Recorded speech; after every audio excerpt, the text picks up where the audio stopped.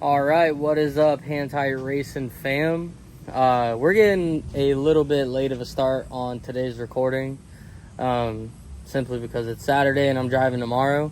But we made some adjustments to the alignment on the Mustang. Me and Jeremy out here doing that eyeball stuff that we like to do. We took some toe out of the front, just a little bit, not a lot, but I think we had a little too much. And then we're gonna do some camber adjustments in the rear. So this is what our front looks like on the Fun Haver kit right now. I don't know how much toe out that is, but it's not as much as it was, so I'm happy about that. We're gonna work on this side. I think this side was somewhere in the same spec as that side was before that side got adjusted, but we're gonna change that because that's obviously way too much toe out. But yeah, this thing should be ready for clutch kickers.